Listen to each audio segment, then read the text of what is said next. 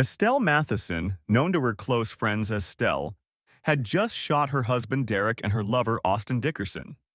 For several agonizing moments, she pondered her choice. She could wait patiently for the police to arrive after calling 911 and face a trial that would surely sentence her to a long prison term.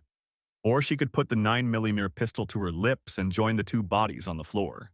On the other hand, she could take the suitcases, the $100,000 from the safe, and her passport, load them into Derek's BMW, and drive off into the unknown.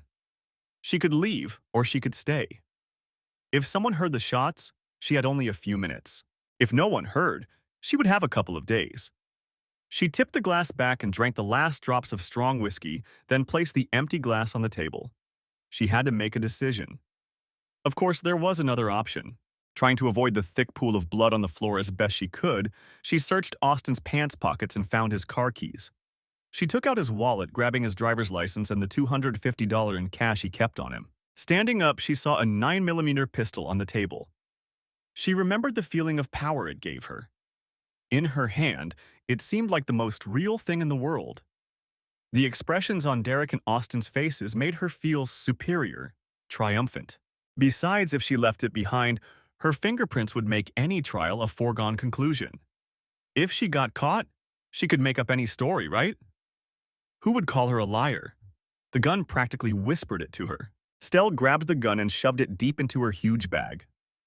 Stell glanced at the bodies and wondered for a moment why the sight didn't affect her. Then she shook her head and quickly moved forward. I may be a cold-blooded killer and a serial liar, but I'm not stupid, she thought, taking the folder out of the briefcase. I don't want to leave more clues behind than I have to. She ran to the safe, opened it. Derek hadn't changed the combination yet, stupidly, and put the money in one of the suitcases. Leaving the safe open, Stell wiped her fingerprints off it. It could look like a botched robbery. Any wrong move could buy her time or complicate future legal problems. She praised herself for her cleverness. Ignoring the blood, she emptied Derek's wallet again. There was $323, which Stell added to her savings, realizing that she probably wouldn't have any income for a while. When she let go of the body, it fell to the floor and hissed. Stell froze for a moment, but the body didn't move, and no blood oozed from the wound. She breathed a sigh of relief. She must have just knocked the air out of his dead lungs. She bustled about, loaded everything into Austin's black Audi, and got behind the wheel. He had never let her drive. Now he was dead, and she had taken possession of his precious possessions. Stell giggled maliciously as she calmly drove out of the driveway in Austin's car. She didn't even lock the front door of her house, deciding she would never come back. Unfortunately for her, she didn't notice the curtains in the window of the house across the street move. Next chapter. As Stell drove out of the driveway, Wendy McGregor stepped away from the living room window. She watched the Audi pull into the driveway and the unfamiliar man enter the house. Then she watched as Stell loaded the car and drove away. Something doesn't add up, she thought. Wendy went upstairs where her husband Mike was taking a shower. Working on a construction site, he often showered after coming home to be fresh and clean for her. She opened the shower's door and admired her strong, muscular husband before speaking. I'm going across the street for a few minutes, she told him. Mike immediately picked up on her tone and wiped the soap from his face. Is everything okay? He asked. I don't know, Wendy replied. Something strange is going on at the Mateson's house. Do you want me to go with you? Mike asked. He knew the Matesons, and although he liked Derek, he wasn't very fond of Stell. She was too flirtatious and had tried to hit on him more than once. He tried to avoid her as much as possible. I don't think so, but I'll take my phone just in case. She cared a lot about her appearance. It would be embarrassing if they went there and nothing happened. Okay, Mike said, starting to rinse off and dry himself. He trusted Wendy and knew she would call if she needed help, but running across the street naked and covered in soap probably wouldn't help. I love you, Wendy said, kissing Mike. I love you too, he replied. Wendy grabbed her cell phone and, trying to look as casual as possible, walked across the street to the Matson house. She knocked gently on the door, but no one answered. After a few minutes, she tried again, knocking louder. When there was still no sound from the house, she tried the handle and was surprised when the door opened. She peeked inside and called out, Hello, she called. Is anyone home? Strange, she thought, when no one answered. She saw that Derek and an unfamiliar man had entered the house a little later. They must be in the basement or in the yard, she thought, and entered the house. Halfway to the living room, she saw two bodies and thick pools of dark liquid on the floor. "Oh my God," she whispered, gasping for air, as she saw the two bodies on the kitchen floor. To keep from throwing up, she stepped away from the scene and immediately dialed 911 and reported what she had seen. 911, what's happening? This is Wendy McGregor. I'm at 275 North Cedar Drive. I came to visit my neighbors, Derek and Stell Matheson. The door was unlocked, and there are two bodies covered in blood on the kitchen floor. This is very important. Please don't touch anything, ma'am. Stay outside and wait for the police to arrive. I've dispatched an ambulance and the police. They should be there in half an hour, said the operator, taking Wendy's information. Yeah. Okay, Wendy stammered, still in shock after seeing the two men on the floor. After talking to the 911 operator, she called Mike to tell him what had happened. You need to do everything they say. Get out of there immediately. There's probably someone else in the house. I'll be right there, he told her. And she hurried out of the house, her fear replaced by a sigh of relief. Mike was still hugging his shaken wife when the first ambulance arrived 25 minutes later, followed by a police car and an unmarked sedan. 4 paramedics approached the door, accompanied by 2 police officers and 2 men in suits. The police officers entered the house with the paramedics, and one of them introduced himself to Mike and Wendy as Detective Jacob Branson. This is my partner, Detective Frank Smith, Jacob said. I'll go inside and take a quick look around the house, Frank said. Thanks, I'll take a statement, Jacob agreed and turned to Wendy and Mike. Can you tell me what happened? Jacob asked the trembling woman. He took notes as Wendy recounted in detail everything she had seen, from the arrival of the car and the man to the departure of the car and Stella. She was surprisingly concise. A few minutes later, one of the officers returned to the street and approached Jacob, whispering something in his ear. Jacob's eyes widened as the officer spoke. I'll be right back, he said to Mike and Wendy, then put on the boots the officer handed him, entered the house, and quickly surveyed the scene before approaching Derek's body. The man is still alive, Detective, said one of the paramedics. But he won't last long if we don't get him to the hospital as soon as possible. Okay, said Jacob, as the officers continued their work. Give me his information and get him out of here. What about the other victim? He's dead, the paramedic said, shaking his head. He handed Jacob the wallet, and Jacob put on gloves before taking it. Opening the wallet, Jacob saw the man's driver's license and wrote down the information. He turned to one of the officers who handed him an evidence bag. Placing the wallet in the bag and making the appropriate notes, he approached the second victim, trying not to step in the blood on the floor. What do you have? He asked the paramedics. 1 shot to the chest, right through the heart. He was dead when he hit the floor, said the medic. There's nothing we can do to help him. I've already called the medical examiner and the crime scene techs. They're on their way. They'll be here soon, Frank said. Looks like they were called at the same time, but they're running a little late. Okay, Jacob said. What else? According to the cards in his wallet, the victim is Austin Dickerson. His driver's license and keys are missing. The shooter probably stole his car, Jacob replied. Anything else? An empty bottle of single malt whiskey, Frank said. Looks like the expensive kind. There are 2 cars in the garage. The fireproof safe in the home office is open. Other than the bodies and blood, no signs of a struggle. Did you find a weapon? Jacob asked. No, Frank replied. Damn, the neighbor across the street said she saw a woman driving away in an Audi, Jacob said. That was probably Mrs. Matheson. Better get Dickerson's car number and put her on the lookout. Consider her armed and dangerous.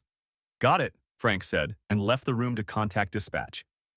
By that time, forensic technicians and investigators had arrived and were examining the crime scene. Frank and Jacob stepped out onto the porch, while the medical examiner prepared to take Austin's body to the morgue. Mike and Wendy were still there, waiting for the detectives. What do you know about the Mathesons? Jacob asked. Not much, Mike replied. Derek is a lawyer, I don't remember which firm, and his wife works at a real estate agency. I think it's on the east side, but I'm not sure. What about Austin Dickerson? Do you know anything about him? Jacob asked. Mike and Wendy looked at each other and shook their heads. No, we've never heard of him, Wendy replied. If that's the man who came earlier, I've never seen him before today. Okay, thank you both. You've been very helpful. I understand this must have been quite traumatic, Jacob said. If you need someone to talk to, call the number on this card, he added, handing them his business card. Would you like a cup of coffee or anything else, gentlemen? Wendy asked. She seemed eager to leave the scene but didn't want to miss anything. No thank you, ma'am, Jacob replied politely. But thank you for your kind offer. Of course, Wendy replied, and she and Mike hurried back across the street. Several neighbors had come out to see what the commotion was about, and Jacob was sure the gossip would distract them from the crime scene for a while. I got Dickerson's license plate number and put out a warrant for Mrs. Matheson, Frank said when the McGregors were far enough away. Good work, thanks. Do you think it was a botched robbery? Frank asked. Jacob shook his head before answering. No, I don't think so. Personally, I think it was an unfortunate love triangle. At least that's what my intuition tells me. We need to find out as much as we can about these people. I want to know everything. Where they work, what they do in their spare time, how much toilet paper they use, everything. Frank laughed briefly before answering. I'll get on it, he said, and headed for an unmarked car, where he planned to use the computer on his cell phone to conduct a search. Jacob took out his cell phone and called his wife, Angelica, to let her know he would be late again. Sorry, honey. We're working on a shooting at a house. I don't know how long we'll be, he said when she answered the call. That's okay, honey, I understand. Just catch those bad guys and get home safe and sound, you hear me? I will, he replied with a smile. I love you, Angelica said. I love you too, Frank replied, and hung up. Putting his phone back, he promised himself that in 2 years when he retired, he would treat his wonderful wife to a well-deserved cruise. While Frank searched for clues on the internet and in police archives, Jacob sighed and went back inside to check the crime scene. Next chapter. Meanwhile, Stell drove onto the highway heading west, trying not to attract attention by speeding or driving recklessly. She glanced nervously in the rearview mirror to see if the police were following her. Stell wanted to get out of town as quickly as possible but without attracting attention. Stell sighed with relief when she saw the sign indicating that she had left the city limits and continued driving. Half an hour later, the shock of the day's events wore off and she began to tremble. Pull yourself together, Stell ordered herself aloud, trying to control her emotions. After all, they both deserved it. Seeing a sign for a motel and a diner, she pulled over and stopped for the night. Driving into the parking lot, Stell found a spot that wasn't visible from the highway and parked the car. She went into the office and paid for a room in cash. The elderly man who ran the motel didn't check her ID or her car registration.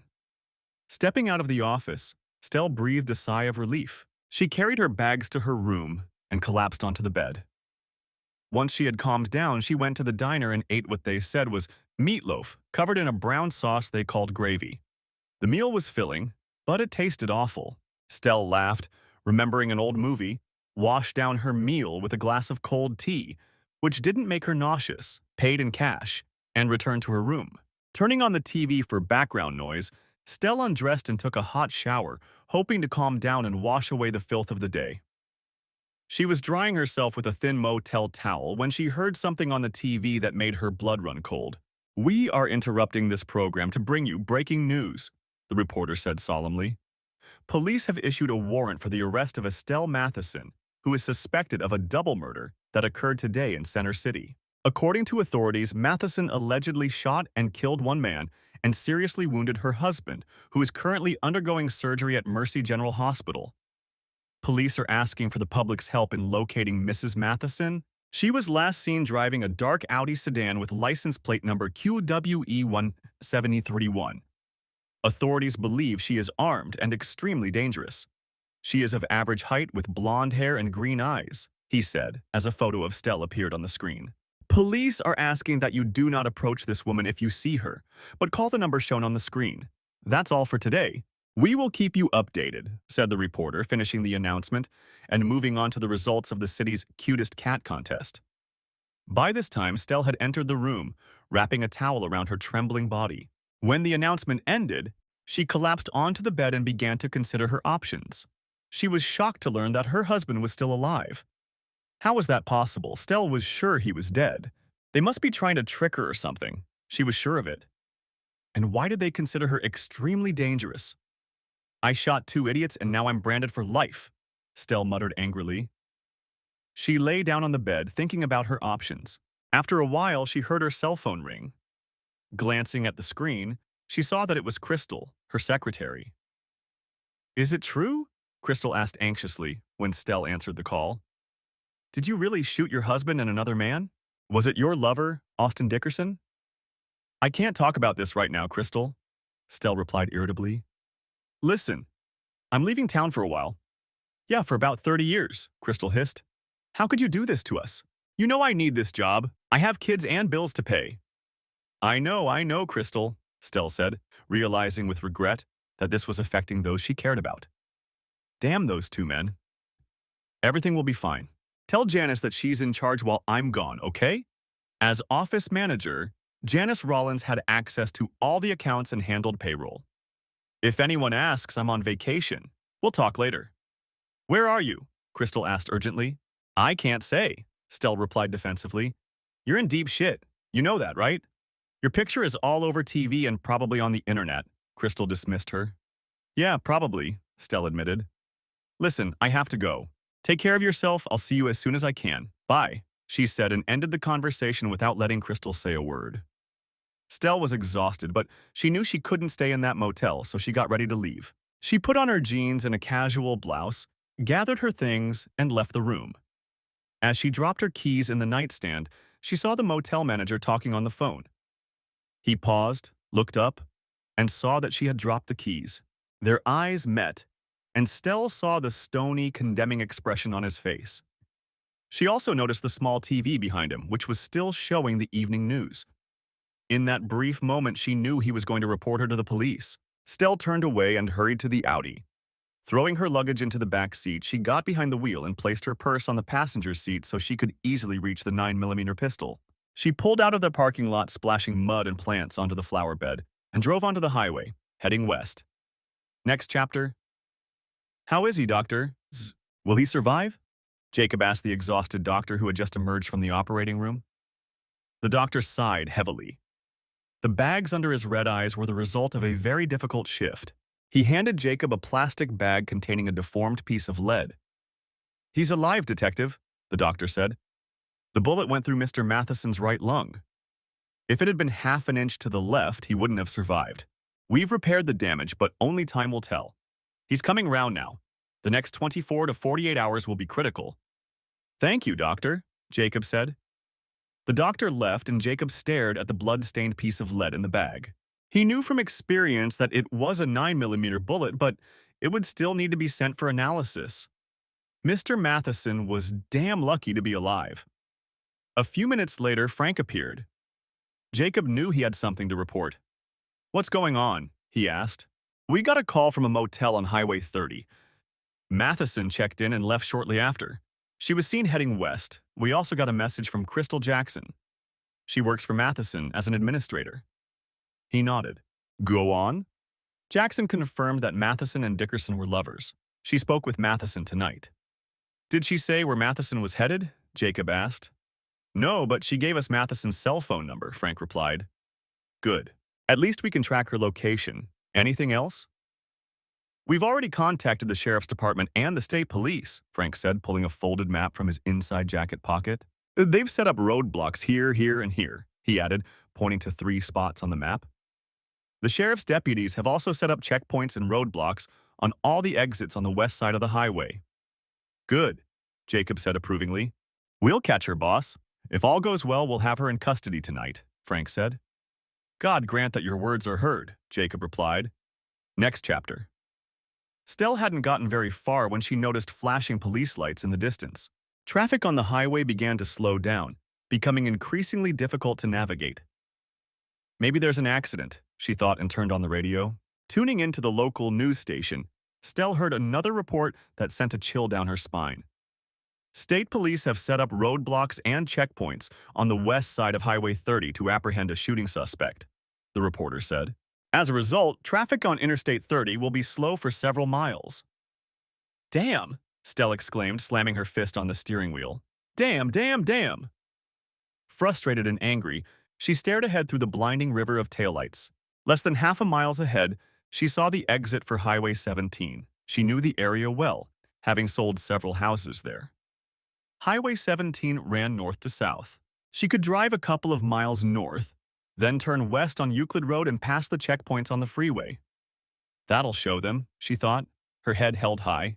Ignoring the blaring sirens, Stell drove out of the fast lane and merged into the right lane just in time to make the exit. By this time, traffic had almost come to a standstill because of the checkpoint. Several people were obviously thinking the same thing she was because a traffic jam formed on the winding two-lane exit. Turning around, she saw why. Two police cars were at the very end of the exit, forcing everyone to line up. "Damn!" Stell exclaimed. She took the large pistol out of her bag and placed it on the seat, as she was afraid to hold it while driving, and rolled down the window to get a better view of the street. Looking around, she decided she could make it to the highway if she drove on the grass between the exit and the road. "Damn it," she said, pulling off the exit and heading down the grassy slope. Crossing the paved path, she nearly collided with a car but continued on, responding to another car's honk with a raised middle finger. Without slowing down, she sped through the stream of cars and turned north onto Highway 17.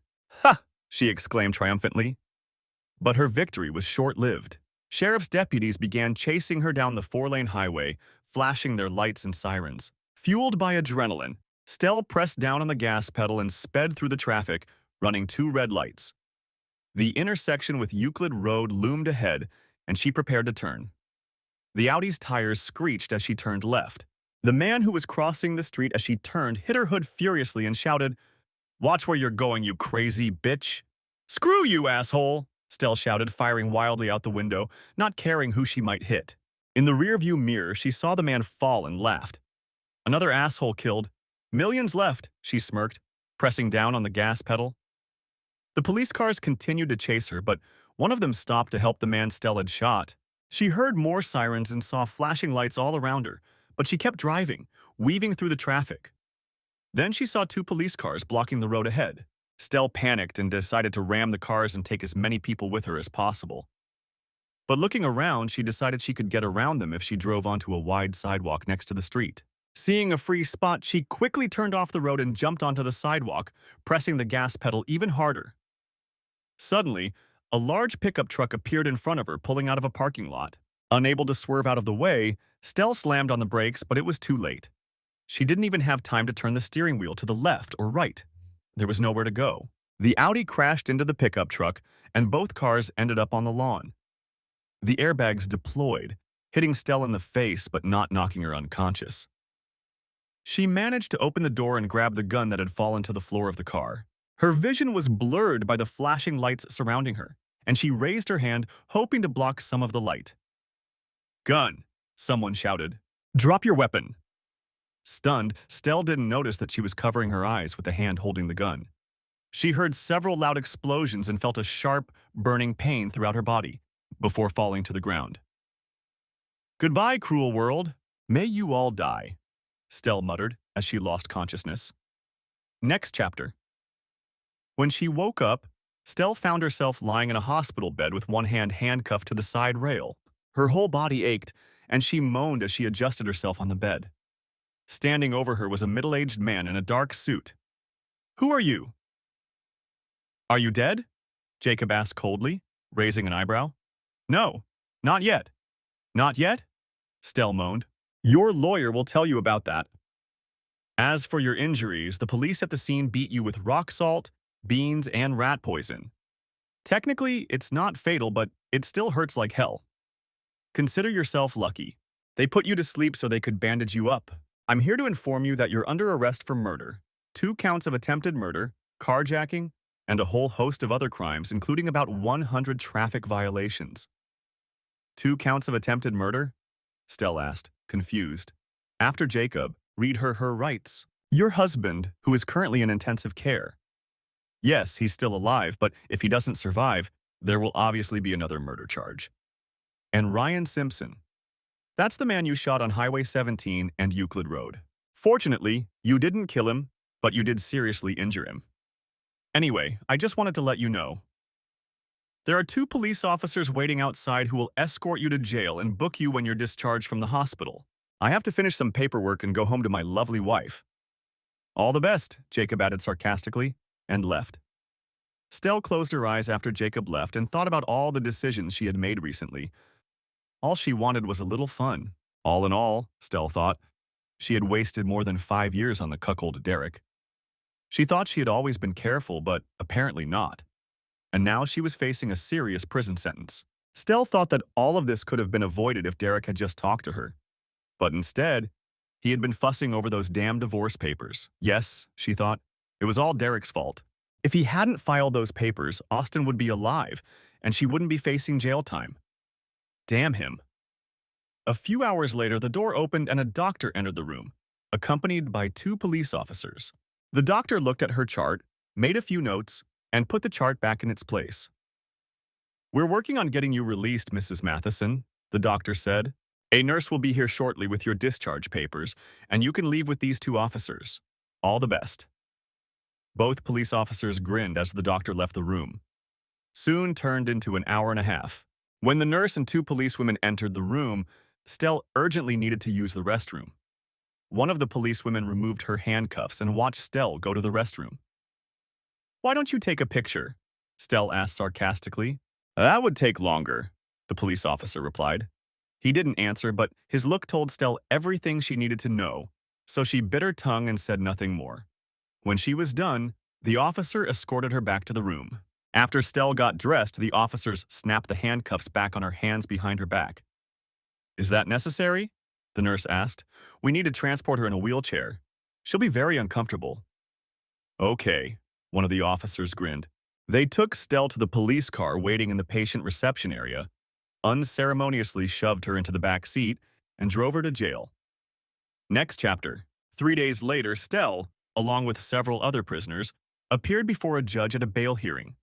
The district attorney asked that she be held in custody until trial, arguing that she was dangerous and likely to escape. After reviewing the case file, the judge agreed, and Stell was returned to her cell. That same day, Jacob was informed that Derek had regained consciousness enough to talk for a few minutes, and he went to the hospital. "How are you feeling, Miss Matheson?" Jacob asked as he entered the room. "Like I've been shot," Derek whispered hoarsely. "Just don't make me laugh." "I won't. I'm Detective Jacob Branson. I'm working on your case. I need to clear up a few things. You know your wife is in custody, don't you?" "I saw it on the news," Derek sighed. "We found divorce papers on her as well as $100,000 in cash. Can you tell me where that money came from?" "I was keeping it for a client." "You kept $100,000 for a client in a home safe? That's a huge amount of money. Why would you need that much cash?" Jacob asked. "No offense, Detective. I understand you're just doing your job, but that's confidential information." "And it's irrelevant to the case," Derek replied, looking away. Jacob muttered under his breath, noticing Derek's unwillingness to discuss the matter. He knew that Derek was technically right, but he immediately became suspicious. "Why don't you tell me what happened?" "I asked Stell to file for divorce on the grounds of adultery. It wasn't the first time she'd spread her legs for another man, but I swore it would be the last while she was married to me. I had everything on her. Photos, everything. Her lover worked for a man I play golf with on Saturdays, Jeff Parsons. He's the one who put me on the trail." "Austin Dickerson?" Jacob asked. "Yes, anyway, Austin got fired. It was either that or a lawsuit. I took measures to protect myself and punish Stell. Everything is legal and above board. I told Stell she had to leave, and I left the house so she could pack her things. A while later, she called me. She said she wanted to talk. I thought she wanted to make amends, so I agreed and went home. The next thing I knew, Dickerson was there. It turned out that Stell had invited him over. We exchanged a few words, and then Stell pulled out my gun and shot Dickerson right in the chest. He didn't stand a chance. I hated him for what he did, but he didn't deserve that. Anyway, I got up and tried to leave, but Stell shot me. I woke up here, that's all I know." "Are you willing to testify in open court?" Jacob asked. "Of course," Derek replied quickly. "And I have a video recording of the incident that corroborates my testimony. I installed a security camera system a few months ago." "Yes, we found that system," Jacob acknowledged. "And the video footage we found on it completely corroborates your testimony." "Good. Is Jack Morrison handling this case?" Derek asked, turning to the district attorney. He had known Jack since college, and they were good friends. "Yes," Jacob admitted. "And I understand that he is considering the death penalty. Are you okay with that?" "Are you kidding? That bitch almost killed me. She killed her lover. I hope he can get her charged with everything. And I'll do everything in my power to help her get on the electric chair." Derek growled painfully, raising his head with difficulty and glaring at the detective. Jacob sighed and put the notebook back in his inside pocket. I'll pass it on to him, he replied, nodding. Rest now. Thanks, detective, Derek said weakly, lowering his head onto the pillow. Of course, Jacob said quietly as he left the room. Once in the hallway, he sighed with relief. His hatred for Derek was welling up inside him. Next chapter. Stell was escorted into a small interrogation room where a young man sat at a table with an open briefcase and a folder in front of him. He looked up but said nothing as the guard handcuffed Stell to a metal bar in the center of the table. I take it you're my court-appointed lawyer? Stell asked when the guard left the room. Yes. Donovan West, public defender, at your service. And you are Estelle Matheson? In flesh and blood, Stell replied ironically. Donovan noticed her tone and raised an eyebrow. He had dealt with difficult clients before, but this woman and her behavior surpassed them all. Either she didn't realize the seriousness of the charges against her, or she simply didn't care. He had encountered both types before and knew he had to take control of the situation immediately. Do you understand what you're accused of? He asked flatly. Stell shrugged before answering. Yes, I killed one person. I wounded two others. And I did a lot of other bad things. What are they going to do to me? Huh? Well, if the prosecutor wants to, he'll kill you, Donovan said. Kill you, he added, leaning forward for emphasis. And this prosecutor is a damn good man. If you want to have any chance of staying alive, you need to drop the bad girl act and listen carefully. Unless, of course, you want to die. Stell recoiled from Donovan's words when she realized what they meant. For the first time, she realized that her life was in danger. Taking several deep breaths, Stell gathered her courage and looked at Donovan. You're right. What should I do? She asked, clearly shaken. First of all, you need to listen carefully to what I'm about to tell you, and follow my instructions to the letter. Do you understand? My life is in your hands, literally, so I guess I don't have a choice, do I? Stell waved her hand irritably. You always have a choice, Mrs. Matheson. Let's get down to business, Donovan said before delving into the subject. They spent the next 2 hours discussing the events that had led to Stell's actions and their strategy. Brief memories of how upset and angry she had been came flooding back to Stell. Donovan took notes. What about the divorce? Stell asked when they were done. What should I do? I'm not a family lawyer, and our firm doesn't handle divorces. However, given your situation, I think you should sign the papers and get it over with as soon as possible. Maybe you're right, but I don't have the papers with me, Stell complained. I think the detective who's handling the case has them. I'll talk to him. I know a family lawyer who owes me a couple of favors. I'll get in touch with her. I'll call her soon. Try not to get into any trouble, okay? Okay, Stell admitted, feeling somewhat remorseful. Thanks. Next chapter. Stell spent the next 3 months in prison while the wheels of justice turned at a snail's pace. Fortunately, she managed to avoid what the dirtiest prison stories had grimly hinted at. Her cellmate kept her at a distance, as did the other inmates and even the guards. Rumors circulated that she was crazy, and everyone avoided her.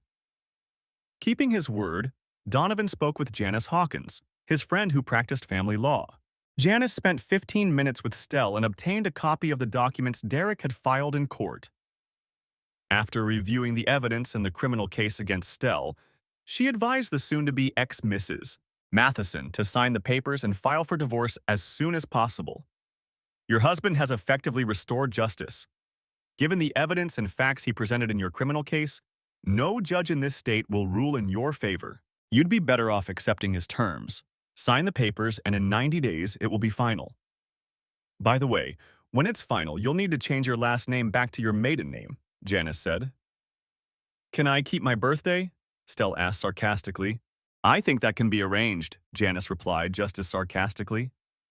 She hated pro bono work, even something as short as this case. Stell signed the documents where Janice indicated and returned them. Janice looked them over and put them in her briefcase. Good luck with the case, Janice said simply, and left the room.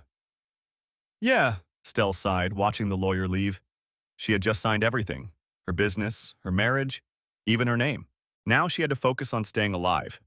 Damn Derek, damn him! 2 visits from psychiatrists tasked with determining her mental state provided another respite for Stell.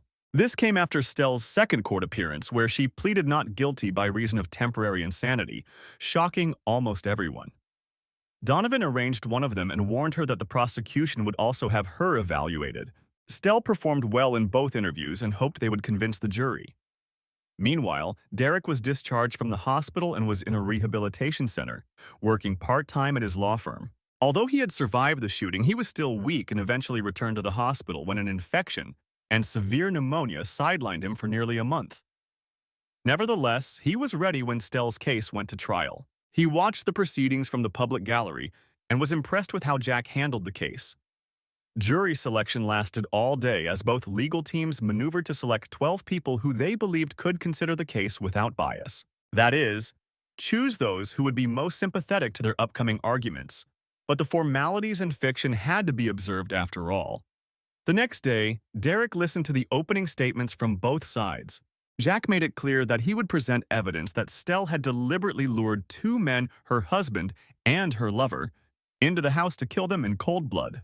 He then claimed that he would prove that Stell had robbed both men and stolen $100,000 from the home safe before stealing her lover's car and leading the police on a wild chase. Although Derek knew about Stell's guilty plea, he was still shocked when he heard Donovan suggest in his opening statement that Stell was not in her right mind when she shot him in Austin.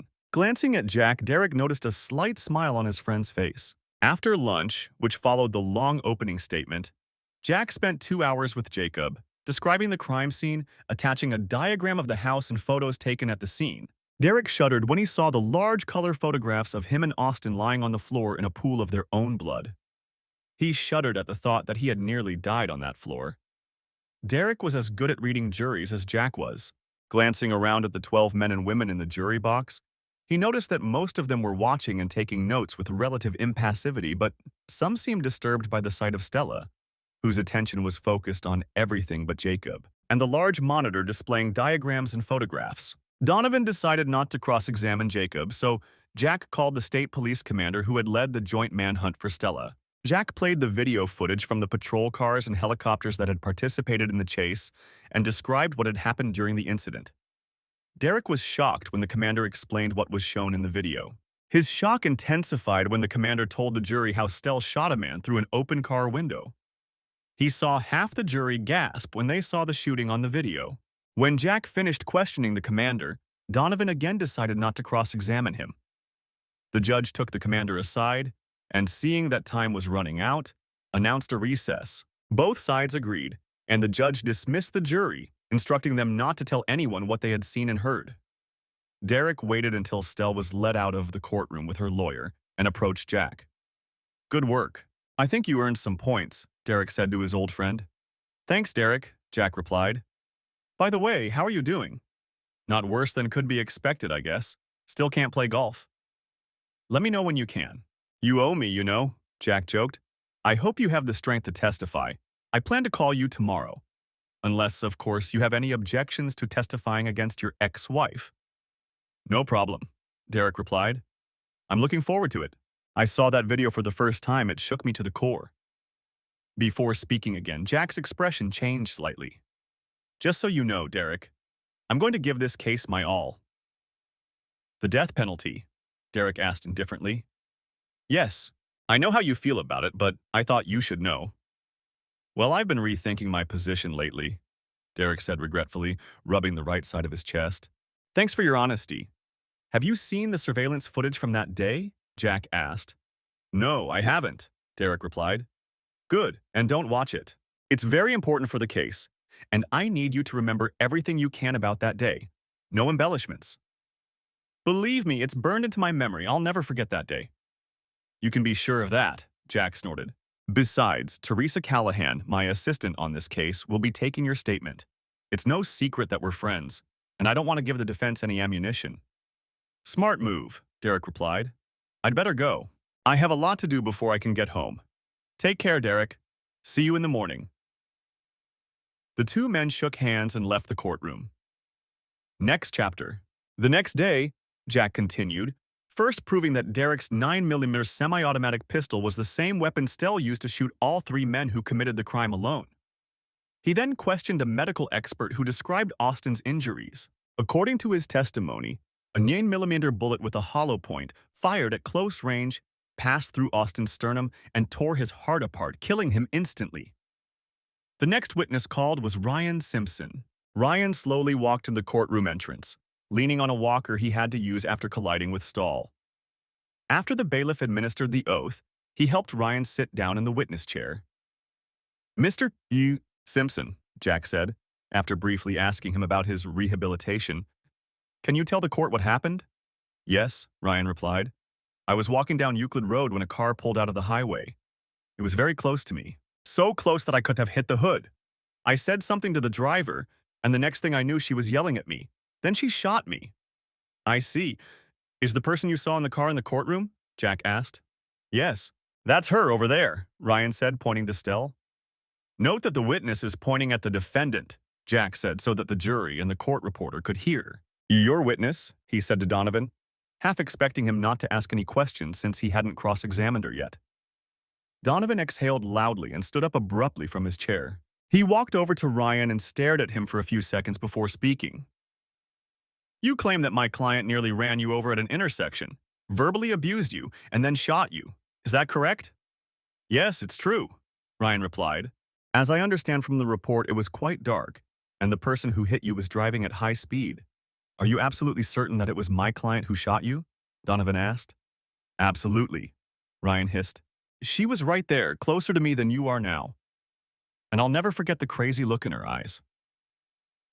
Donovan thought about Ryan's words for a moment before responding.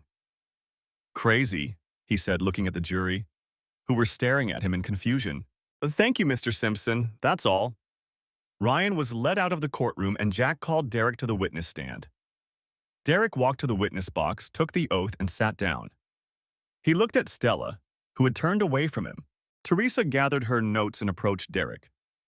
After a brief introduction and questions about his health, Teresa began her questioning, asking Derek to recall the events of the night he was shot. When I arrived, the defendant was at home. She was upset about the divorce papers I had given her earlier that day. I told her that I'd had enough of her cheating and that she should pack her things and leave. I went to a bar and had a couple of drinks to give her time to get her things and leave. After a while, she called me. She said she wanted to talk before she left. I agreed and went back home. I could tell she had been drinking, but I decided to give her a chance to speak. About 10 minutes later, Austin Dickerson arrived. Stell called him in. He seemed as confused to see me as I was to see him. He sat down at the table with us. A few words were said, mostly by Stell. Then she pulled my 9mm pistol from under her knee and shot Austin Dickerson in the chest. I reacted instantly and jumped out of my chair. I didn't have time to get far enough away before she shot me. The next thing I remember is waking up in the hospital, he said. The defense claims that the defendant was not in her right mind when she fired the shots, Teresa said. Do you agree with that statement? Donovan quickly objected, not allowing Derek to respond. That's an assumption, Your Honor, he said. The witness is a lawyer, not a mental health professional. Objection overruled, said the judge. Your Honor, as the defendant's husband, Mr. Matheson probably knows her better than anyone else. If anyone can adequately describe her mental state at the time of the shooting, it is him, Teresa replied. The judge considered her arguments, then nodded. All right, counsel, repeat your question, please. Thank you, said Teresa, turning back to Derek. Mr. Matheson, as the defendant's husband, can you describe to the court your assessment of her mental state at the time of the shooting? When I got back, she seemed soft, gentle. After Dickerson arrived, she changed. She was depressed and upset about me and Dickerson. I can understand that, given the circumstances. Receiving divorce papers, especially because of infidelity, can cause that kind of reaction. However, I didn't think she would be so angry that she would shoot someone. That was the last thing I expected. Thank you, Teresa said and turned to Donovan. Your witness. Donovan exhaled loudly, then stood up and walked over to the witness stand. I'm glad you're recovering, he said to Derek, trying to break the ice. Thank you, Derek replied. You said you served the defendant with divorce papers on the day of the shooting. Is that correct? Donovan asked. That's correct, Derek said dismissively. I have a copy of your statement, Mr. Matheson, Donovan said, holding up a folder. You listed infidelity as the reason. However, you were aware of your wife's previous affairs, weren't you? Objection. It's irrelevant. Jack shouted. Your Honor, the divorce is key to this incident and to my client's mental state at the time. Furthermore, the prosecution has already included the divorce in the case file, Donovan argued. The judge frowned, considering Donovan's words. All right, counsel, the judge said, nodding slightly. Overruled. Proceed. Donovan smirked and turned to Derek. He smelled blood and decided to play the defeated man. According to your petition, the trust you created owns everything, including my client's house, his car, and his real estate, and you are the sole trustee. Is that correct? Yes. Everything is completely legal and does not violate any laws, Derek replied evenly. I know. I've checked everything twice. Basically, you arranged all this to leave my client in extreme poverty. And it looks like you've been working on this for quite some time. That's cross-examination, Your Honor. Where's the question? Jack objected. I asked myself that question, counsel, the judge agreed, then turned sternly to Donovan. Do you have a question for the witness? Yes, Your Honor, Donovan said, turning to Derek. How long have you known about my client's extramarital affair? At least 5 years, Derek replied. Everyone in the courtroom heard the defendant sob audibly, though she did not raise her head. And in all that time, you took no action. Why? That's irrelevant, Jack exclaimed. Derek turned to the judge and answered without waiting for his verdict. I would like to answer that question, Your Honor. The judge looked at him intently, and Derek could almost see in his eyes as he quickly weighed all the legal pros and cons and carefully considered how this might look on appeal. Finally, he said, All right, please answer. It may sound strange, but I loved Stell as much as I hated what she did. I hoped she would forget about it and we could move on. But when I found out about her latest affair with Dickerson, I realized it would never end, Derek explained. He sighed heavily before continuing. I had to put an end to it. So I put my plan into action and forced her to file for divorce. I didn't want to end up destitute because of her crimes against our marriage, so I admit that I arranged things so that the consequences would be quite serious. I was ready to negotiate. That's what I expected when I came home. For a moment, he looked deeply saddened. If I hadn't hoped for remorse, for her conscience to get the better of her, I would have filed for divorce long ago. Did you have any idea how this would affect her? Donovan asked sharply, turning to the jury. Objection, that's speculation, Jack exclaimed immediately. Overruled. During your marriage to my client, did you ever use violence against her? Before Jack could object, Derek blurted out, Never. I never laid a hand on her. Did she ever use violence against you? Donovan replied quietly and clearly, like a murderer's knife. Derek froze for a moment, though he chided himself for not expecting that. His opinion of Donovan's abilities rose considerably. All right. Has my client ever hit you, thrown things at you, or even yelled at you? The witness is answering the question, the judge ordered after Derek faltered. Derek hesitated, but finally replied reluctantly, Before she tried to kill me? No. Donovan pretended not to hear. I'm sorry, I didn't catch that. Could you repeat that louder for the jury? Derek tried to keep his face impassive. No. Before she shot me, my wife never showed any violence toward me. Never? No. If I had the slightest suspicion that she was going to shoot me, I would never have gone home to talk to her. Donovan looked at Derek and only then nodded. He was beginning to see a picture in Derek's testimony that was slightly different from the one Stell had presented, and he didn't like it. I have no further questions for the witness, Your Honor, he said quietly before taking his seat. The judge dismissed Derek, who stepped down from the witness stand and saw Stell looking at him with a smug grin. That bitch wasn't just playing to the jury. She knew what she was doing. Jack's next witness was Dr. Allison Chambers, a forensic psychologist who had examined Stell to determine her fitness to stand trial and establish whether she was truly temporarily insane at the time she shot Austin and Derek. Dr. Chambers, you had the opportunity to examine the defendant to determine whether she was incapable of distinguishing right from wrong at the time of her actions. Is that correct? Jack asked. That's correct, Allison replied. Can you tell us what criteria you used to make that determination? Jack asked. Certainly. I used the Rogers scale of criminal responsibility. Understood. Can you explain to the jury what that assessment entails? Jack asked. Allison briefly but somewhat confusingly explained the essence of the assessment, and Jack did his best to ensure that the jury understood it as well as possible. He noticed that some of the jurors' eyes began to glaze over as Allison gave her lengthy explanation. "Thank you for your explanation, Doctor," Jack said when Allison paused. "What conclusions did you draw from your examination of the defendant?" he asked, hoping to regain the jury's attention. Although the defendant was clearly upset by the terms of the divorce, my analysis showed that at the time of the incident, she was not only capable of determining right from wrong, but also believed her actions were justified. So she knew what she was doing at the time? Is that your professional assessment, Doctor? Jack asked, noticing that the jury had perked up after her previous statement. Not only did she know what she was doing, but in my opinion, she planned it, Allison replied sincerely. Planned? Are you sure about that, Doctor? Jack asked, feeling relieved that the jury's attention was back on her. Yes, I would even say that she felt she deserved her extramarital affairs. Objection, Donovan exclaimed. That's just the witness's speculation. The test results are irrefutable, Allison replied, not letting the judge intervene. They can only be interpreted one way. The judge, slightly annoyed, banged his gavel. Overruled.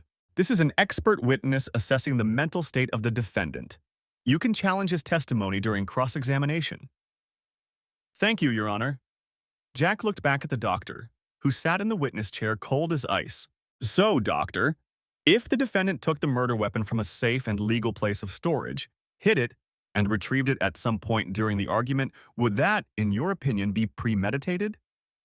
Donovan frowned, trying to formulate a possible objection, but couldn't. Intent did not preclude temporary insanity, but it didn't help him either.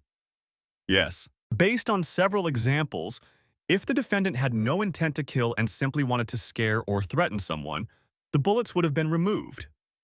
The defendant did not do that. Therefore, we can conclude that the original intent was murder. Thank you, Doctor, Jack said. Your witness, he said to Donovan. Doctor, the test on which you base your assessment of my client's criminal responsibility was conducted 3 weeks after the crime was committed, correct? She thought for a moment as if reviewing a calendar in her mind, then nodded. Yes, approximately 3 weeks. If the test assesses a person's criminal responsibility at the time it is taken, how do you extrapolate the results to his mental state at the time of the crime? The test is designed to measure basic personality traits that are assumed to be permanent. So, theoretically, if that assumption is not true in every single case, is it possible that a person who has been under severe stress, or at least much more stress than they are used to, has become hot-headed or cold and irrational, and that the test would therefore give a different assessment at the time of the crime than, say, 3 weeks later? Jack looked uncomfortable, and his face twitched as if he were trying to formulate an objection that would not make his own expert witness look weak. The silence dragged on. The judge said, "The witness will answer the question." Although it has not been strictly proven that a person's basic character cannot change, just as it has not been proven that every person's fingerprints are unique, this has been conclusively proven by extensive testing. So, a loving mother who suffered a nervous breakdown and killed her child was always capable of murder and was never a truly loving mother? Several jurors stared at her, and at least one looked deeply puzzled. Donovan struggled to suppress a smile. He needed just one. It is my professional opinion that the test accurately assessed the defendant's basic character traits, regardless of whether they were manifested during the crime before or after it. That's not answering the question. Shall I repeat it? The doctor looked clearly uncomfortable, but finally said quietly, the mother can be assessed as a person who is always capable of murder, but who suppresses or ignores it until a trigger occurs. Trigger. He looked at the jury. Doctor, who signs your paychecks? Donovan asked. The jury turned away from the doctor. I don't understand your question, counsel, Allison replied indifferently. After all, it was a question asked at every trial. It's simple, doctor, Donovan replied sharply. Who do you work for? I work for the county mental health department. So your salary comes from the same agency that is trying to convict my client. Thank you, doctor, that's all. Donovan was too quick for Jack to object or for the judge to bang his gavel. Jurors, please disregard the attorney's last statement. Counsel, do you wish to rephrase your last statement? No, Your Honor, he replied with an unflinching expression. knowing that ignoring was something some jurors would be unable to do. After the judge dismissed Allison, Jack announced that the next piece of evidence would be a video recording made during the crime. Donovan knew the video was authentic in what it showed, but he objected vehemently anyway. The judge overruled Donovan's objections and ordered the video to be shown to the jury. The jury watched the video on a large monitor with bated breath. The video began with Stell reading divorce papers. She put the papers aside and screamed across the room, "That son of a bitch!" Stell poured herself more whiskey into an empty glass and took a long drink. "If that bastard wants a war, I swear to God I'll give him one," she said viciously. Then she burst into angry laughter. The jury watched as Stell made 2 phone calls. The first was to Austin. "Hi, honey," she purred when Austin answered. They could only hear her side of the conversation. "Yes, I know. I'm sorry. I just got the divorce papers and I'm very upset. Listen, could you come over? I really want to see you." "No, Derek isn't here." "Oh, that's great. Thank you so much. You're so sweet." Stell ended the call, and the jury watched as she dialed another number. "Hi, Derek. Listen, I just wanted to talk to you for a couple of minutes before I leave the house. Could you give me 5 minutes, please?" "Oh, that's great. I'm so sorry it turned out this way. Okay, see you soon." With that, she ended the call. The jury watched as Stell took the gun, loaded it with a full magazine, and inserted a bullet into the chamber. Then she sat back down at the kitchen table with an angry gleam in her eyes. "Those bastards are going to pay for lying to me," she growled, and took another swig from the glass. The video moved forward 2 hours, and the jury saw Derek enter the kitchen. "Come in, honey," Stell said on the video. "Sit down. I'm afraid I drank all your scotch. You'll have to find something else." "No problem. I'm in a good mood," Derek replied. "Then sit down. We'll start in a minute." Derek sat down, and for 10 minutes they stared at each other in awkward silence. Then the doorbell rang. "Come in, Austin," Stell called out. Derek turned around, puzzled, and saw Austin entering the house. Austin looked just as puzzled when he saw Derek at the table. "Austin, come in and sit down," said Stell. She smiled when Austin entered the kitchen and sat down at the table. "Well, here we are," said Stell. "What wonderful company. I want you both to know that I am grateful to have finally found out who you are. One of you is a predatory little bastard, and the other is a cowardly bastard. You can decide for yourselves which is which.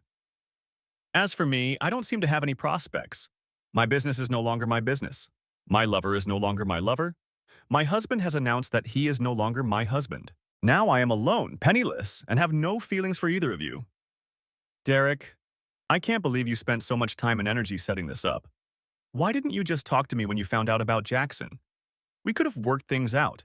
It didn't have to come to this." "Estelle, this wasn't and isn't a comeback," Derek replied. "You know where I stand on fidelity. When you let Jackson entertain you in his office, it was over. We broke up. I just had to protect myself." Stell didn't respond to Derek's words and took her anger out on Austin. "You, Austin, I thought we had something." "We did," Austin replied. "We had great sex, which cost me more than it should have." Stell smiled and pulled a gun from under her knee. She didn't waste any time. Aiming the gun at Austin, she fired once, hitting him in the chest. The jury gasped as Austin fell to the floor. They saw Derek get up from his chair and Stell fire again. After Derek fell to the floor, Stell calmly finished her last glass of whiskey and put it back on the table. The video ended, and Jack turned to the jury. Shortly thereafter, the defendant stole $100,000 from her husband's safe, stole her lover's car and her husband's gun, and then left them both to die. Shortly thereafter, she shot Ryan Simpson simply because he happened to be nearby. As you can see from this video, the defendant was clearly in full control of her mental faculties and deliberately set her husband and lover on fire. Jack paused dramatically and watched the jury's reaction to the video. Stell didn't look up, but she could feel their eyes on her and suddenly felt nauseous. "The prosecution has concluded its presentation of evidence, Your Honor," Jack finally said. The judge announced a recess until the end of the day and reminded the jury that they were not to discuss the case with anyone. Next chapter. "But I don't want to die," Stell cried when Donovan told her that Jack would be seeking the death penalty. "And I'm sure your husband, Mr. Simpson, and Mr. Dickerson didn't want to die either," Donovan reminded her. "Whose side are you on?" Stell asked angrily, blushing. Of course I'm on your side. Otherwise, I would have given up your case long ago. I'm doing everything in my power to keep you off death row. But it's not easy for you. I told you from the beginning that a defense based on temporary insanity was unlikely. The video shown by the prosecution today has confirmed that opinion. What am I supposed to do now? Stell asked desperately. Maybe I should apologize to the judge. Promise I'll never do it again? Donovan smiled grimly. That might work in other jurisdictions, but not here, he told her. Let me talk to the district attorney. Maybe I can convince him to agree to a deal. It would mean life in prison, but you'd stay alive. Yes, at least some kind of life, Stell remarked ironically. Couldn't you call me to the stand and give me a chance to tell the jury how trapped and desperate I felt? Maybe I'll ask them how they would feel if their whole life was destroyed. I'll ask them if they would be able to think clearly. Donovan pretended to consider the question, then shook his head. I see what you're getting at, but that's a terrible gamble. In our state, defendants aren't allowed to read their statements to the jury. If you take the stand, the prosecution will be able to cross-examine you. At that point, any question, hesitation, or loss of composure would destroy any sympathy you might have generated. I tried to find at least one wronged wife on the jury, but I had no luck, and the prosecution rejected them all. The same thing happened to me. I rejected anyone who even remotely resembled an unfaithful husband. I've never seen such an impartial and unbiased jury. Stell stared at the blank wall as if she saw the shadow of a guillotine or a gallows, and her face turned pale with fear. Then I'm really in deep shit, aren't I? Donovan couldn't find the words, so he just nodded. Next chapter. A little late for a plea bargain, Donovan, Jack said when Donovan presented his arguments. What if my client agrees to plead guilty to all the other charges and accept a summary judgment? She'll save the taxpayers a lot of money, Jack replied. But she has to pay for what she did to her husband and Mr. Dickerson. I can't let that go. You saw the video and heard Dr. Chambers. You know that a temporary insanity defense is virtually impossible to prove. But she won't go away, Jack, Donovan objected. She'll be in prison for the rest of her life. Jack thought about Donovan's words for a moment before responding. I respect you, Donovan, and I always have. You're a good lawyer who got a shitty case. I don't envy you. But you know I can't back out of this. This isn't a petty crime committed by a young offender, and you know it. Your client deliberately set a trap to kill her husband and her lover. And that's your final word? Donovan asked. That's my final word, Donovan. I'm very sorry, Jack replied. All right, Donovan sighed, admitting defeat. I had to try. I know. See you in court tomorrow. Next chapter. The next day, Donovan presented his version of events. Most of his witnesses were people who had worked with Stell prior to the shooting, and they all confirmed her professionalism as a real estate agent and her nonviolent, even-tempered nature. Jack decided not to cross-examine them, considering it unnecessary for his case. Finally, Donovan called Dr. Jacqueline Kincaid, a 65-year-old psychiatrist who had interviewed Stell before the trial. Dr. Kincaid, you had the opportunity to talk with my client, correct? Donovan asked. That's correct, she replied with a slight smile. And what conclusion did you come to? Under the circumstances, she was unable to distinguish right from wrong. She had just been served divorce papers. Her lover had rejected her. Her husband had cut her out of his life. She lost her car, her business, everything she held dear, and her life was turned upside down. She was desperate to regain control of her life, said Jacqueline. Do you believe that she was of sound mind when she shot her husband and her lover? Absolutely not. Given the intensity of the situation, she was probably not in her right mind until she was taken into custody. That explains her behavior after the shooting. I see, Donovan agreed. Thank you, Dr. Kincaid. Your witness, he said to Jack. Jack walked over to the witness stand with a folder in his hands. Dr. Kincaid, you were quite critical of Roger's criminal responsibility scale, weren't you? He asked. Yes, I was and continue to be, she replied. Can you explain why? Simply put, I believe that they inadequately assess a person's character in each specific situation, she replied. People often react to stressful situations in ways they would not react in normal life, such as soldiers facing the reality of combat for the first time. I see, Jack said.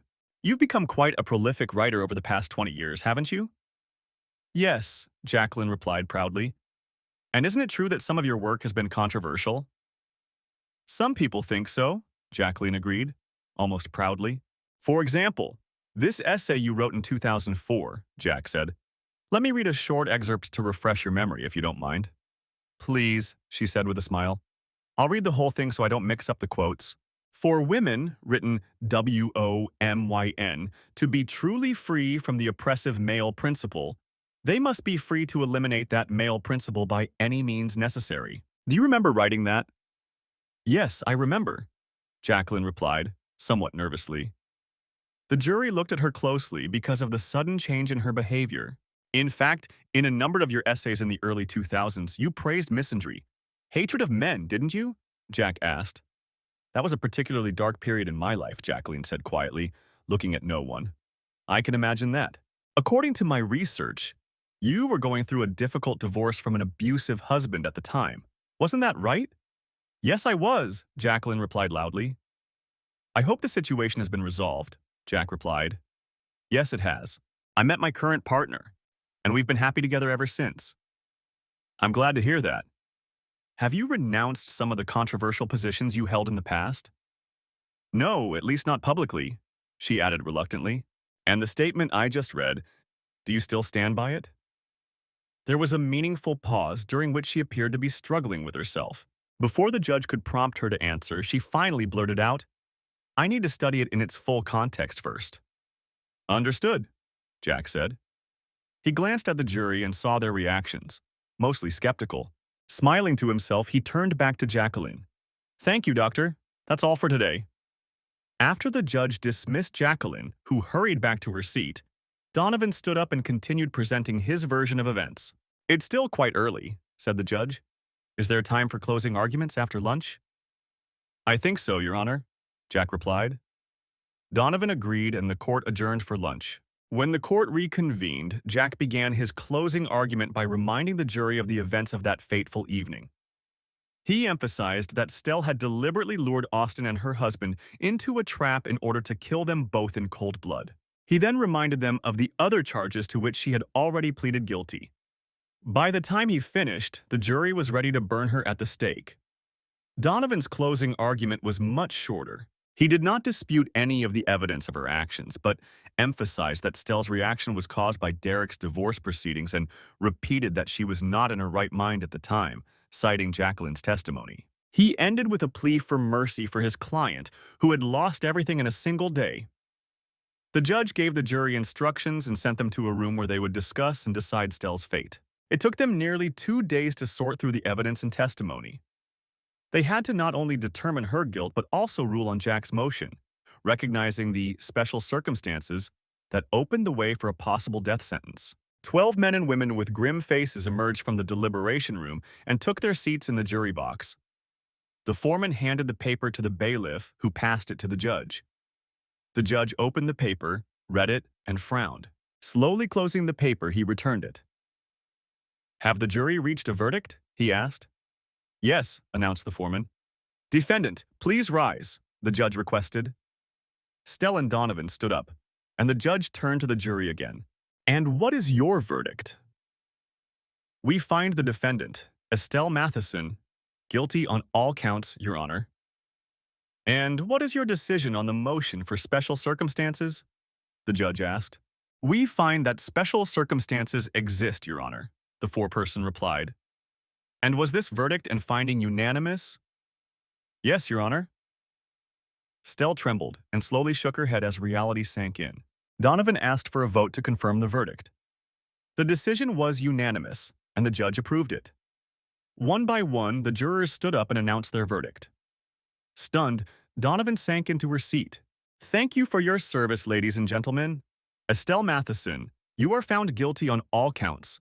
You will be held in custody until sentencing, which will take place in 3 weeks. Court is adjourned, he declared, banging his gavel. 2 female prison guards led the deeply shaken Estelle out of the courtroom. Donovan followed them. After they left, Derek approached Jack and held out his hand, which Jack accepted. Thank you, Derek said. You're welcome, Jack replied. I know this has been difficult for you. Believe it or not, the hardest part is yet to come. Would you like to speak at the sentencing hearing? Yes, I would, Derek said. Great. By the way, how are you feeling? I'm okay. The nightmares aren't helping much. Jack took a business card out of his briefcase and handed it to Derek. Call this lady. In my humble opinion, she's the best in the business. Thanks. I'll call her, Derek said, putting the card in his pocket without reading it. You're welcome, Jack replied. He sighed, looked at the door through which Stella was being led away, and shook his head. And all this for what? Wow, bad decisions. Yeah, Derek sighed. They said goodbye and Derek went home, where he celebrated Stella's conviction with a bottle of his favorite scotch. 3 weeks later, Derek returned to the courtroom for Stella's sentencing. Austin's parents and younger sister were also there. When Stella was brought into the courtroom, Derek barely recognized her. She looked older and more haggard. Upon entering the courtroom, the judge announced the start of the hearing. Jack argued for the death penalty, reminding the judge that the evidence clearly showed that Stella had acted with intent and malice. Donovan objected, telling the court that executing Stella would solve nothing and would not bring Austin Dickerson back to life. The judge then gave the floor to Austin's family members. His elderly parents and younger sister stated that, although they did not approve of Austin's actions, Stella had taken their son and brother away from them. In their opinion, she should pay for this with her life. Then it was Derek's turn. Stella couldn't look him in the eye as he stood before the judge.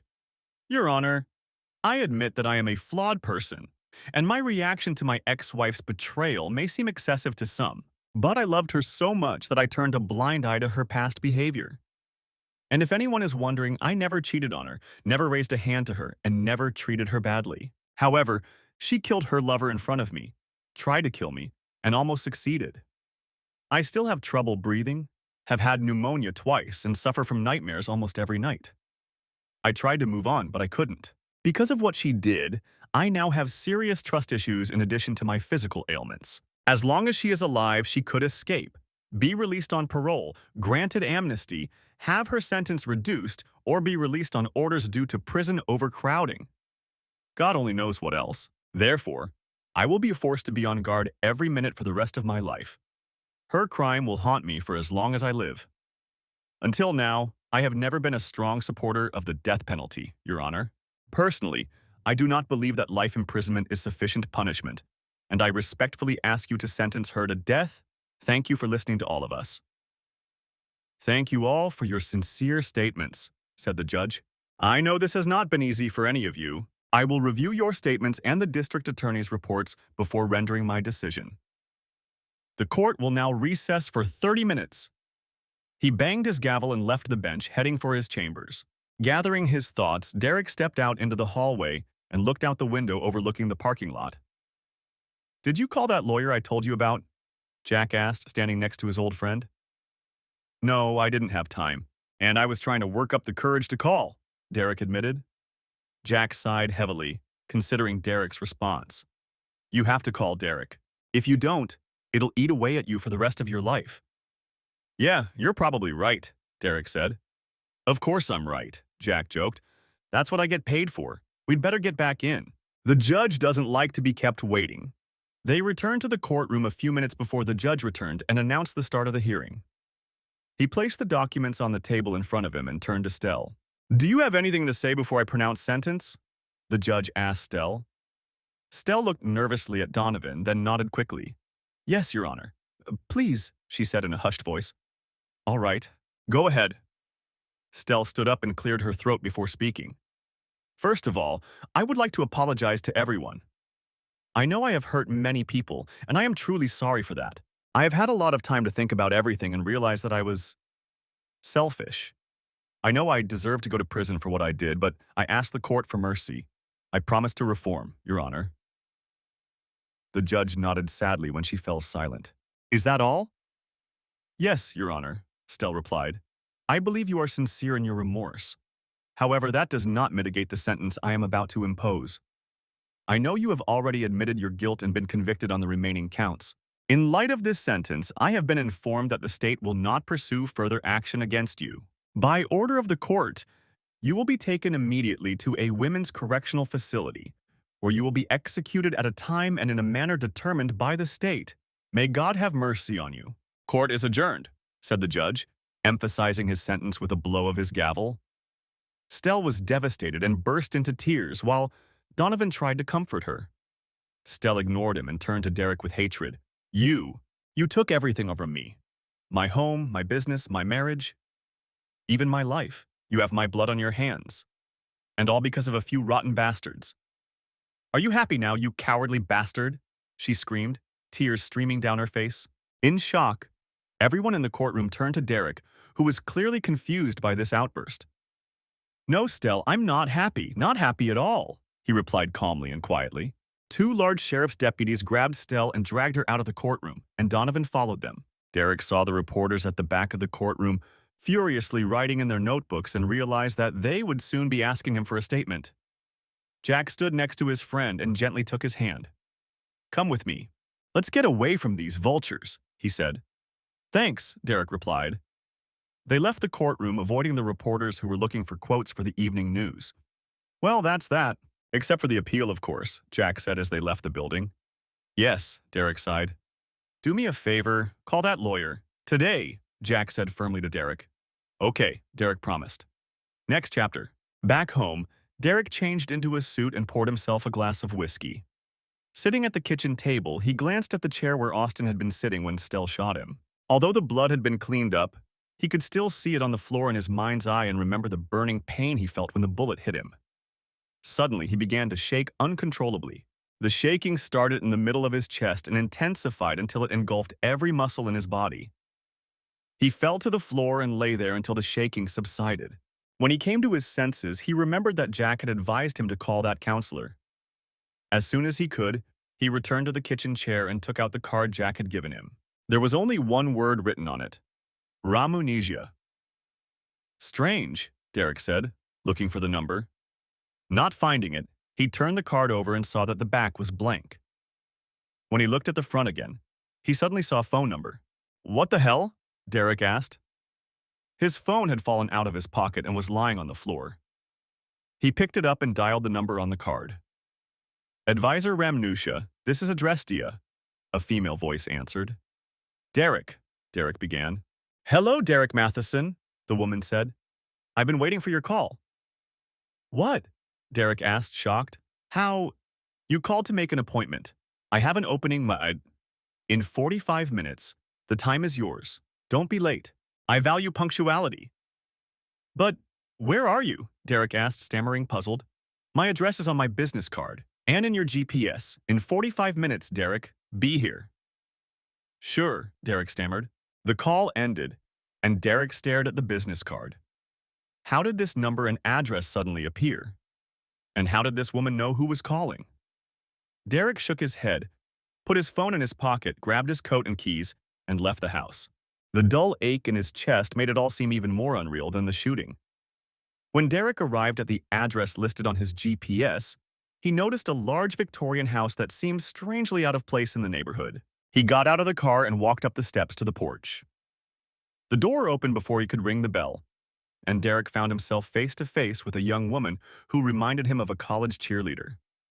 Right on time, Miss Matheson, the woman said. Please come in. Derek followed the young woman up a spiral staircase and entered a cluttered study. There was a large desk in the room, and old books and scrolls lay on the shelves. Scrolls? What kind of consultant is this? Derek wondered. Please have a seat, the woman said, pointing to a soft armchair in front of the desk. Would you like some tea? Yes, I'd love some, Derek replied uncertainly, watching her prepare the tea. He liked the way she looked and wondered again how old she really was. I added a little honey. I know you like your tea that way, she said, handing him a cup of hot tea. Yes, thank you. How did you know? The situation was so surreal that he wanted to pinch himself. I know a lot about you, Derek. May I call you Derek? Of course. What should I call you? Most of my clients just call me Dr. A, as some find my name difficult to pronounce, she replied. He was surprised but tried not to show it. Doctor? You're a doctor? She smiled coyly. Yes, don't let my appearance fool you. I'm much older than I look, and I have doctorates in several disciplines. I see, said Derek, puzzled. He took a cautious sip of tea and found it quite tasty and relaxing. And the man in the photo on your desk? That's my husband, Max. He's a private investigator. So you've been following me? Derek asked, suddenly feeling irritated despite the tea. Adrestia laughed at Derek's words. He hasn't been following you, but I have. I've been following your case for a long time. In fact, I asked Jack to put you in touch with me. RM? Why? Derek began to feel nervous. What did this woman know? If you've been following my case, you know that my ex-wife tried to kill me. She killed her lover right in front of me. Yes, I know. And now she's on death row. But you're not entirely innocent in all this, are you? What are you implying? Derek asked, frowning. Everything I did was legal and didn't break any laws. I'm not implying anything. Yes, your actions were legal. I'm questioning your motives and your timing. After all, you've known about your wife's infidelity for many years, haven't you?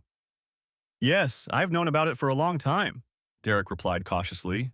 And you continued to sleep with her, took her to restaurants, gave her birthday and anniversary cards, even quite nice Christmas presents, didn't you?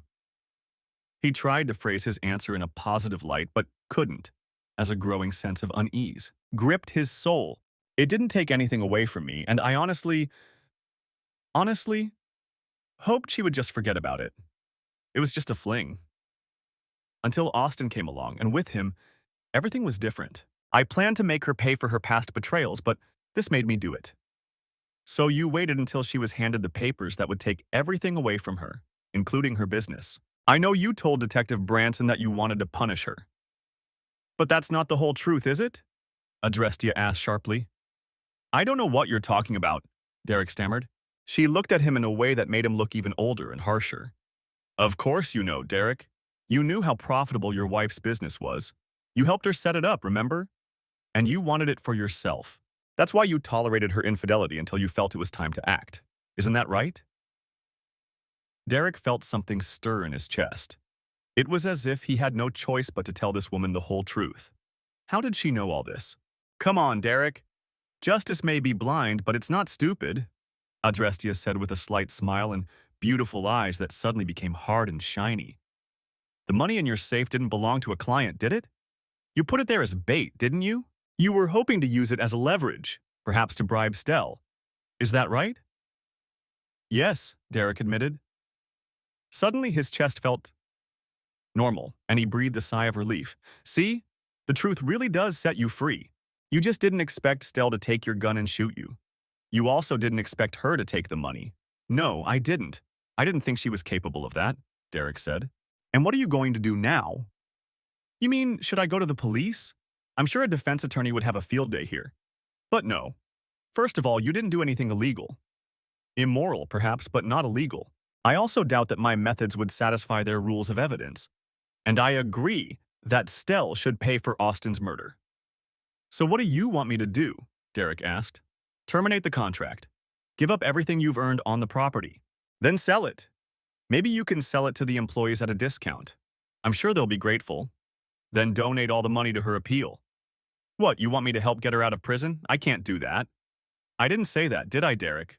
She's going to appeal the sentence. It will cost a lot of money and could take a long time. Believe me. She will suffer in prison for a very long time, and it will be much easier for you. What if I refuse? Derek asked. Do you really want me to show you? Adrestia asked quietly. The light in the room dimmed slightly, but did not go out, only dimmed, and she took a step toward him. In his eyes, she did not look like a cheerleader. Seeing the expression and his face, she nodded. Very good. Adrestia stood in front of Derek and placed her hands on his head. Suddenly, Derek found himself on a sidewalk in the middle of the city. It was late at night, and he saw a man wrapped in rags sitting hunched over in front of a closed store. What is it?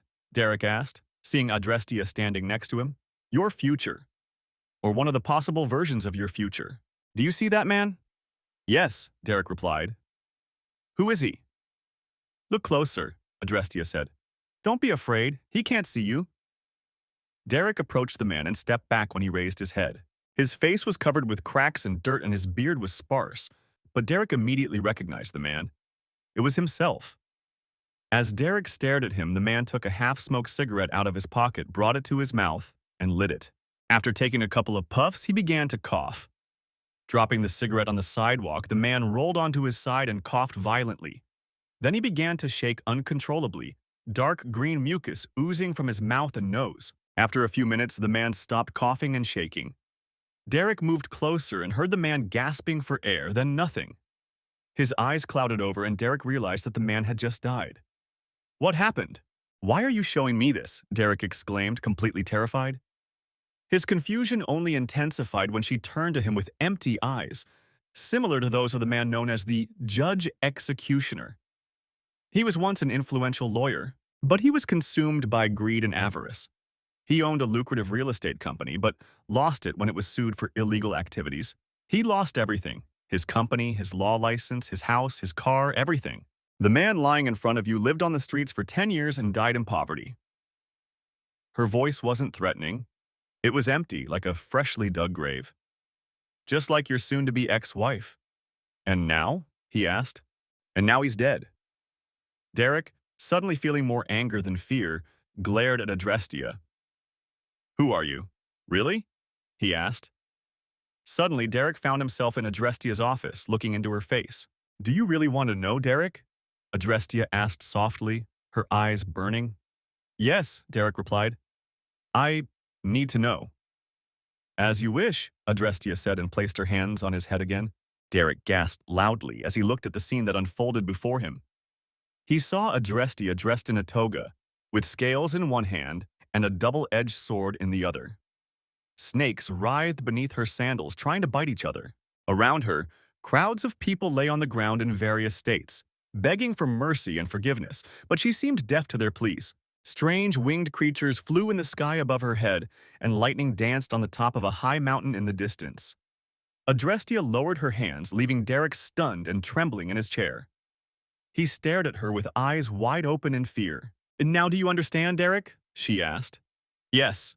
Yes," Derek replied, more frightened than he had ever been. "Why are you doing this?" She did not move a finger, but her presence, the feeling of her power, filled the room as sharply as if she were still holding that terribly sharp sword in her hand. "Under normal circumstances, I wouldn't. Although I do deal with cases of infidelity, I usually only intervene when the victim is being treated extremely unfairly and denied justice by the legitimate authorities, and they cry out for justice. In this particular case, I received a request that I decided to fulfill. You are a distant relative of a rather well-known Texas Ranger, aren't you?" "Yes. At least that's what my grandmother always said." "In any case, he asked for mercy for you. The higher authorities have decided to give you one chance at redemption. One chance. I am offering you this one chance here and now. Take it or leave it." "Oh God. And you know what you have to do, right?" "Yes, I know," Derek replied fervently. "Good. Take some of this tea with you. Drink a cup in the morning and another in the evening. It will help your lungs heal. And the shaking should stop too. Everything will be fine if you keep your promise. Consider yourself lucky, Derek. Not many people get a second chance from me." "I can imagine," Derek said. "Come on, I'll walk you out." "And remember, Derek, I'll be watching you," she replied. "If you want to talk, call the number on my card. I'm always available." "Thanks," said Derek, secretly hoping he would never have to return to this place. As he left the Victorian house, Derek felt a huge weight lift off his shoulders. It was probably better for his peace of mind not to look in the rearview mirror as he drove away, as the Victorian mansion disappeared and a dark, empty model house appeared in its place. Back home, he had another cup of tea and slept better than he had since his injury. Next chapter, Epilogue. Derek began the process of dissolving the trust and started digging through Stell's files. He regretted not looking through them before transferring her company to the trust. In the old files, he discovered several problems and began digging deeper. The more he dug, the more he realized what a mess he was in. He cursed himself for not checking more thoroughly before transferring the company to the trust. Looking through the current documents, he learned that the employees had continued to follow Stell's old and bad practices. Then he remembered how Stell had complained about being sued many times. He remembered the old saying that those who cheat on their spouses will cheat in business. He spent every spare moment untangling Stell's affairs and sent a significant amount of money to several clients, hoping they would not sue him. The office workers were not very happy that money they believed was rightfully theirs was being sent to former clients, but they had to accept it. In the end, Derek managed to get the situation under control and found a competitor interested in buying the company. He gladly accepted the offer and donated the proceeds to Stell's appeal fund. By that time, Stell had already lost her first appeal. An organization opposed to the death penalty teamed up with a civil rights group to take on her subsequent appeals. Derek contacted them and donated the money, as he had promised Adrestia. He traveled to the women's correctional facility where Stell was being held to tell her what he had done. When the guards brought Stell to the visiting area, he was shocked. Stell looked as if she had aged 20 years in the few months she had spent in prison. She had lost a lot of weight and looked like a walking skeleton. "What the hell do you want?" she asked angrily as she sat down. "I heard you lost your first appeal," Derek said. "And you came here to rub it in? Is that it?" Stell spat out. "No, I just wanted to let you know that I sold your business and donated the proceeds to a new group that will be taking over your cause," Derek said. "And why the hell did you do that?" Stell replied. "Call it motivated selfishness if you want. I felt it was the right thing to do, that's all," Derek said. "So how are you holding up? What's it to you? You wanted me dead, so you got your wish. Well, if you remember, you almost killed me. And you destroyed Austin. Remember?"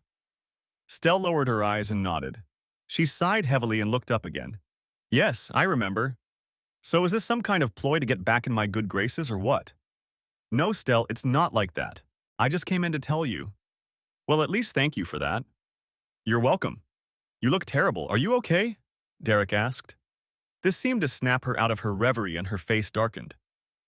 "What do you think? I'm stuck in this hole, eating shit. I have a constant headache and nobody gives a damn. The last thing I need is your pity." "Sure," Derek said, standing up. "See you, Stell, and good luck." "Go to hell, asshole," Stell hissed. Derek smiled, nodded, and walked away without saying a word. He could have said something sarcastic but decided that Stell wasn't worth the effort. Derek had kept his promise to Adrestia and felt calmer than he had in months. He left the prison feeling truly content for the first time in a year.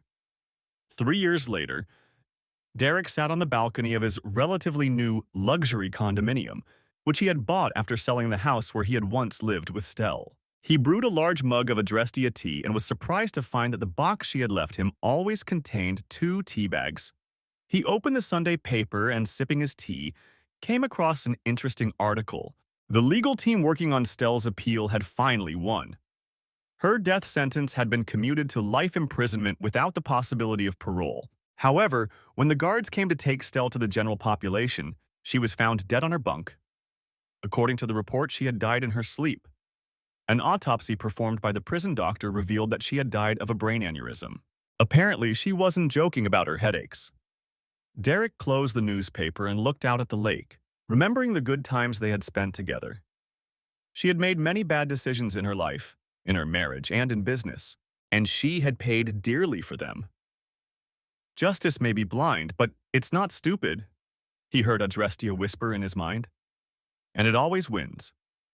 "Here's to justice," Derek said, raising his mug of tea. The end. If you want to continue watching my videos, they will appear on my new channel. The link will be in the description or in the comments. Thank you for watching. I hope you enjoyed it.